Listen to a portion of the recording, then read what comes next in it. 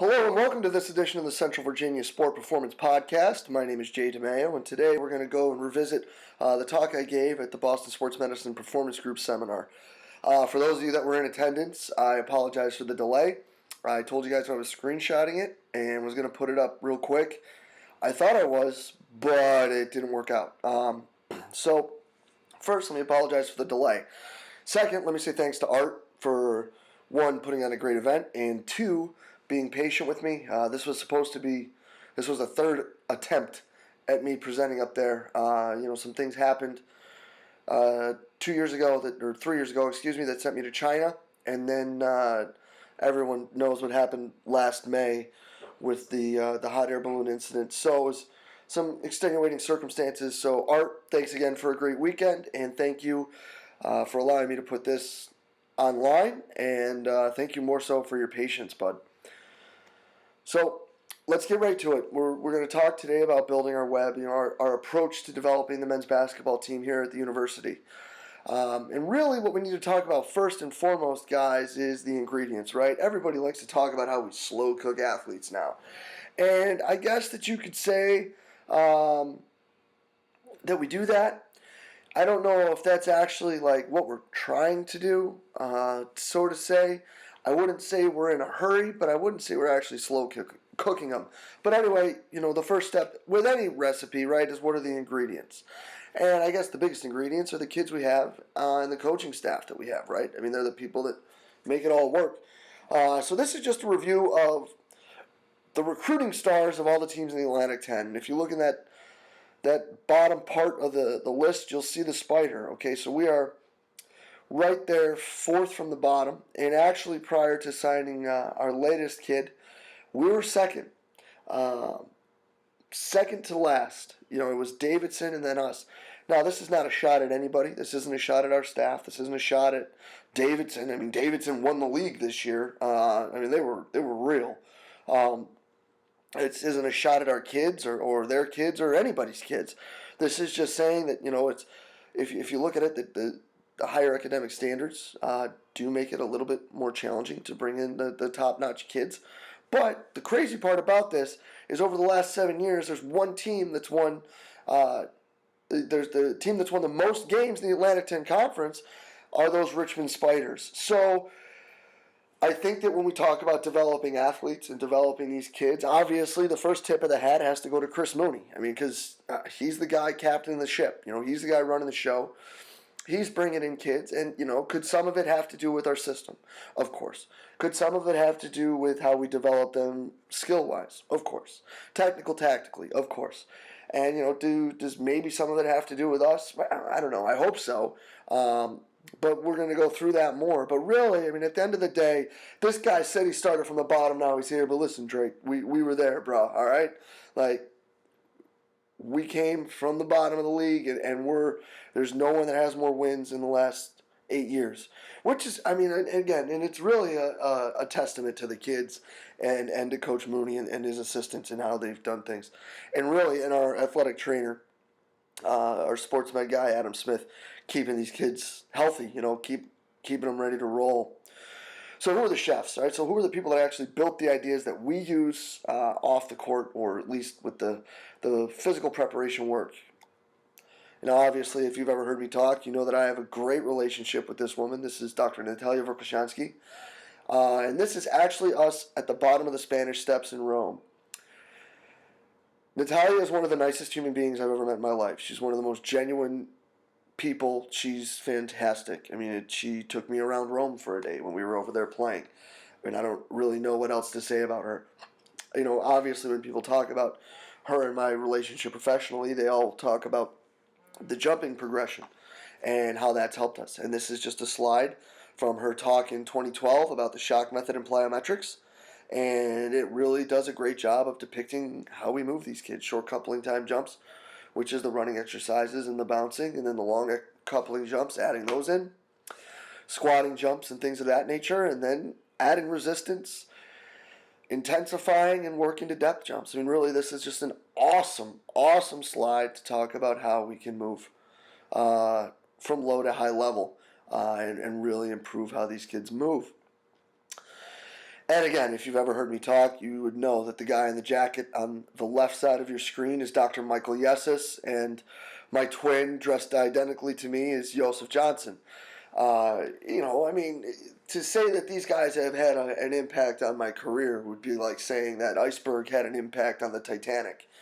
Um, Joseph has been an awesome mentor and an even better friend. And Doc, of course, whenever people talk about Doc's methods, they bring up his last book, The 1x20.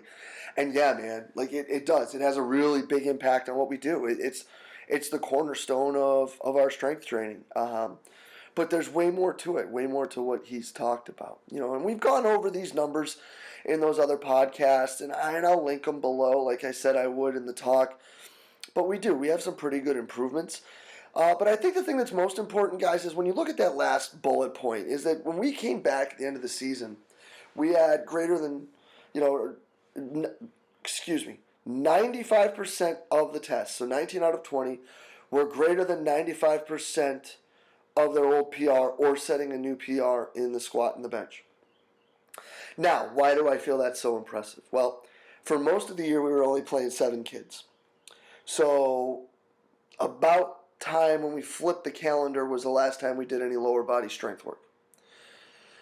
And then about late January, early February was the last time we did any benching work. So these changes, since we do move them as they're required to move or as they're needed to move up in intensity and decrease in volume, have made the changes very plastic. So that I think is really neat because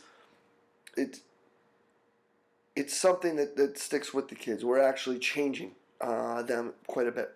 So to really see the forest through the trees, though, we need to talk about what's most important, like the things that really are the underlying parts of what Doc and Natalia and Yosef talk about and how that has impacted our student athletes. And I got to give a shout out to my man Matt Tomey from Michigan Tech. Matt was my assistant here for a year. He's probably one of the best strength coaches that you might not know about. But he took everything Natalia and Doc talk about with the jumping, and he made it one chart. And I think that probably the biggest thing, other than the actual progression that we've taken from Natalia, is the classification of the jumps. So short coupling versus long coupling. And then the classifications of the effort, looking at an extensive or intensive. So when we talk about short coupling jumps, guys, we're talking about the running exercises, springy run, leg-to-leg bounce, low box jump, things of that nature. When we're talking about the long coupling jumps, we're talking about frog jumps, squat jumps, things of that nature, split jumps. The extensive method, meaning they could go extensively, Natalia put so well as saying that you should be having in your mind that you could do 50 repetitions. So you basically are just bouncing up and down like a child, like a kid playing. And then when we're talking intensive method, the example I used up in Boston, Mark McLaughlin, who's a great coach, had a video out where he showed one of his athletes doing long jumps it was like 10-fold long jumps, I want to say, and setting a PR for distance. That's what the intensive method is. So we're looking at how fast you can go. So can you cover X distance in a better time performing a jumping exercise? How high you can go, which is pretty self-explanatory, or how much distance you can cover in a specified number of repetitions. So extensive, just bouncing, being able to go, and intensive, actual maximal effort for time, speed, or distance. The big thing with the short coupling, guys, the short coupling extensive jumps we've had superior results with, and I think that's because it teaches them to be elastic and the ability to bounce, looking at the stretch shortening cycle, using your tendons, developing that stiffness so that you're able to move. I really think that a big part of our improvements physically is due to that. And then, of course, when we talk about Doc, the thing that people don't understand is, or at least they overlook, I think would be a better way to say, is that Dr. Yessis is a biomechanist. So we look at things for technique. And one of the big things we look at, guys, are the specialized exercises, right? So we're looking at the paw back. How can we get from that forward position, pawing back under our body, Now, there's more and more research showing that just vertical forces into the ground are not the main contributing factor into sprinting speed, right? What horizontal forces can we develop? The knee drive. Obviously, we don't want to teach these kids to lift the knee when they run, right? Because if you're just punching your knees up, you're displacing your pelvis vertically. No one fast has ever displaced their pelvis up and down, bouncing around, right? We want to get everything driving forward. Great exercise that has great carryover to acceleration and all the cutting movements. And then the lunges. Because really, at the end of the day, you don't move anywhere unless you displace your pelvis, right? So we're going to push off that back leg, drive our pelvis forward, all right, and we're going to keep intensifying both with resistance with the bands and speed. Side lunge. Can we push our pelvis sideways? Can we extend over to the side, pushing off our back leg? Amazing exercise when it comes to helping us guard people and cutting. And then guys, just talking about cuts, right? A regular 90-degree cut. Can we put our foot in the ground and change direction? Can we just push off the ground? Can we plant and go the other way? Can we just push ourselves and go 180 degrees in the other direction? What about just 135 degrees, right? Can we just blow past somebody? I mean, that's kind of important in any game. And can we just get ourselves to a person, stop them, and then be able to move back in the other way, right? I mean, this is guarding somebody, right? Can we shut them down? Can we make them not shoot? Can we make a shooter a driver? And then can we stay in front of them? So this is how we break it down, right? So we work on the technique. That's what we do with all these exercises. Then we speed them up a little bit. Can we move faster? We also may add resistance with the specialized exercises, with the active chords. And then we make it reactive or distractive. Now, reactive and distractive is kind of difficult with the active chords, obviously, but when we look at the cuts, so it'd be reactive. Just the simple, I point, you go that way, right? I mean, everybody's done that. Or you can point to the right and say left, and you can tell them you're either going off the visual or the audio cue, so they have to think about it. We've actually had really good results with those helping them move better when we take the distraction away. And then, of course, they're athletes, right? Got to make it competitive. And ways that work really well are with that 90-degree cut, the side-to-side cut. So player A cuts on the 90, player B chases them, and then the other guy's doing the side-to-side cuts, and we're just mirroring it, not letting the person blow by us. And those 45s and those drop cuts work really good too. So just learn the technique, increase the speed as you go, make it reactive or distractive, and then make them compete, right? Because at the end of the day, what's important is what shows up when the lights are on, right? I mean, strength numbers are awesome and all these weight room numbers are great, but who really cares if we're not helping our kids perform better? So let's talk about some of those. In 2014, we dribbled past our opponent 1,009 times. That was 30 times per game. In 2015, that number rose to 1,432. That's 41 times a game. That's a 30% improvement. 11 more times a game. Just working on simple techniques in those jumping exercises. We also increased our percentage of backdoor passes completed by about 10. Again, I mean, it's easy to make a backdoor pass when your cuts are this good and you have people that are this wide open. So if you watch the guy coming from the bottom of your screen right now, just leave his guy in the dust. I mean, it's hard to miss a pass like that, right? And again, just a simple 90-degree cut. Can we get better at the cut? Can we be more efficient at the technique so it shows up when we play?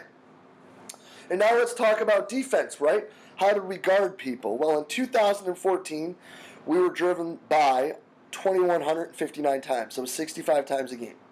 In 2015, that number dropped to 1,892. That's 54 times a game. Even more so, on closeouts on three-point shooters, last year, 51% of the time they got past us, and this year, 40% of the time. Now, what's important with that, guys, is when we're really good, when we're guarding well, we don't give up three-point shots at all. We run shooters off the three-point line very, very well, to the point where we're literally more often than not sprinting at these kids and making them drivers. So the fact that 11 times more this year we kept that guy that we were sprinting at to make a driver, made him a driver, and didn't let him get past us, that says a lot about, a few things.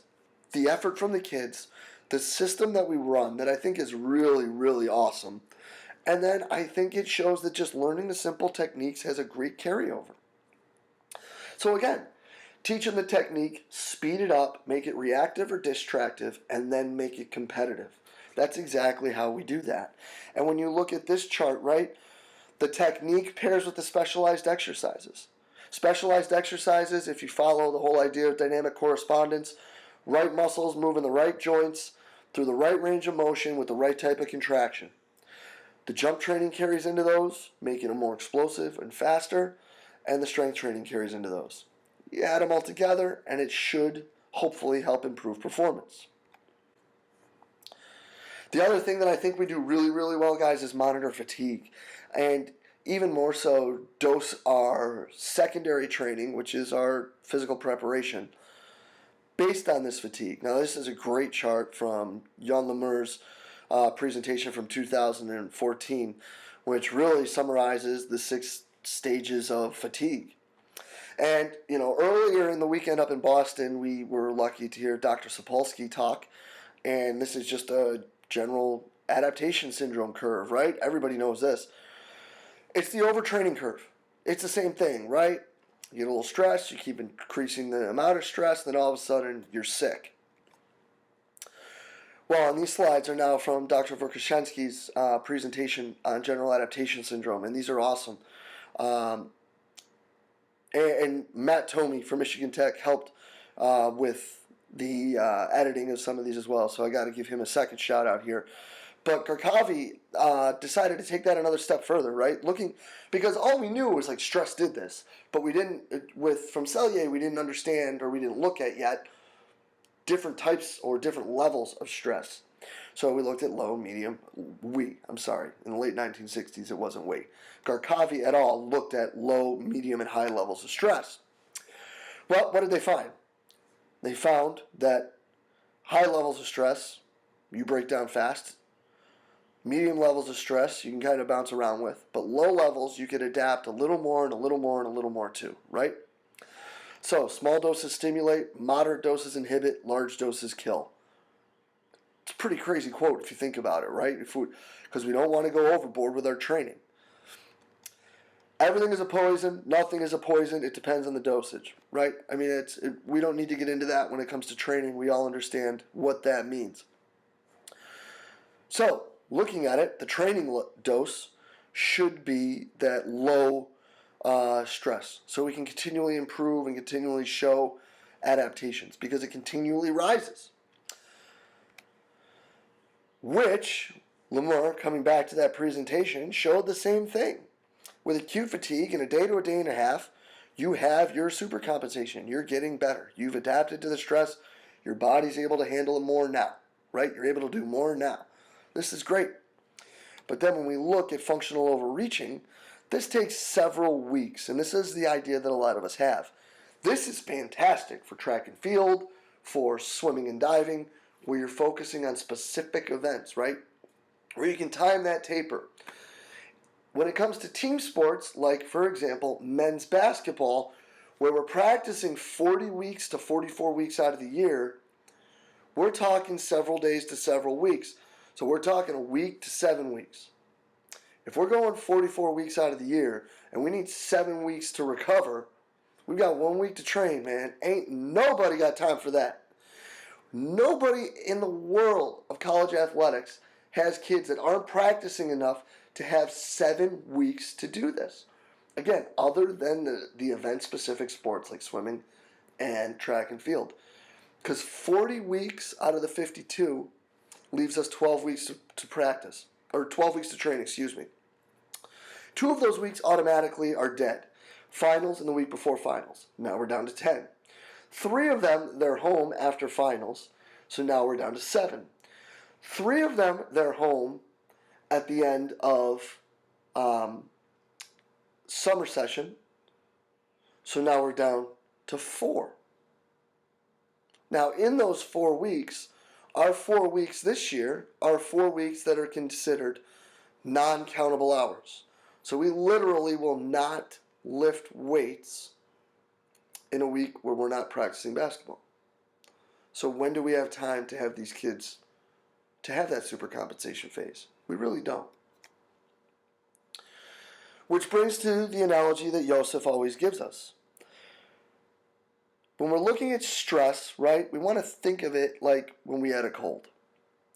So you came home from first grade, you're 6 years old, and you're like, Bobby, I got the sniffles. I don't feel good. Okay. So what did your mother do? Did she run you to the hospital and have them hook you up to chemo, that's going to either kill the virus or the bacteria or kill you? Or did she give you Robitussin? We need to look at what we're prescribing like we're pharmacists. Because if we go overboard, all we're going to do is start breaking these kids down. So now let's talk about our daily alterations. And of course, I am super duper lucky to have some really sweet toys, man. We take our daily readings with Omega Wave at breakfast. That is our meal that we can give the kids. And we have our questionnaires on the Coach Me Plus app that, the kids answer. And all of that gets put into an if statement where we look at readiness, CNS, metabolic indexes, the differences between the averages in their questionnaires, their resting heart rate and their tension index. And what it spits out is a 1, 2, 3, or a 4, right? 1 means you push it. 2 means you repeat it. 3 means you back it down. 4 means take the day or we're just going to do some cardiac output work, some recovery work. But we got to remember, guys, this isn't a deity, right? This equation and these technologies are not God. They're just simply information that's helping you make a decision. So if we take the reading at 8 o'clock in the morning and we're not training until 2, and this kid comes in and he's bouncing all over the place and he's flying around in the warm-up, well, maybe we, give the puppy a little bit more leash than we thought we were going to. If it's a kid that was really moving well and they're dragging and they look like garbage and we try to pick them up and they're not ready to go, well, then maybe you back them down. We have to remember that Da Vinci was an artist. He was also a scientist. So there has to be a give and take. Just know that if it's someone that might not be ready for it and you let them go, that they might be paying for it tomorrow or the next day. So know where you're going to kind of pay your tolls. If it's a guy who fitness is his main problem, and say we're supposed to be doing high-intensity bike rides, high-resistance bike rides, then maybe those are the days that, since fitness is his issue, that we let him go a little more. If it's a guy who needs to get stronger or doesn't move as well and isn't as bouncy or elastic, then maybe the days that we let him go a little more are the lifting days. Understand what that athlete needs to be best, to become better, what's going to carry over most for them in their improvement, and then kind of weigh your pros and cons that way. Because at the end of the day, guys, we need to be pharmacists when we come to dosing these kids with training. Because if all we do is just keep pushing different sort of methods and coming up with this great smorgasbord of all these different methods where really when you combine like 4 or 5 of them, it's just 3 sets of 10 anyway, so who cares? It's not doing anything. Make sure your methods are leading you towards the desired result.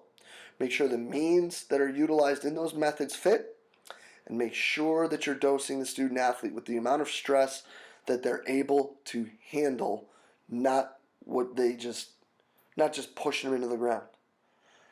As Henk Kragenhoff has said, there are many roads to Rome, just not all of them get there. And dose them with what they need, not what they can handle. So when we look at it, guys, basically, all of this stuff plays into performance, right? The technique work and specialized exercises help improve performance. Monitoring and adapting our training helps us dose the athletes with the amount of stress needed to help improve performance. And the jump progression, we've talked about ad nauseum. But they also play into each other and they also assist each other, right? So they're just moons spinning around a planet, right? The monitoring and the adaptation and the adapting of the lifts and the workouts fits into the technique work, into the specialized work, into the jump progression, into our fitness work.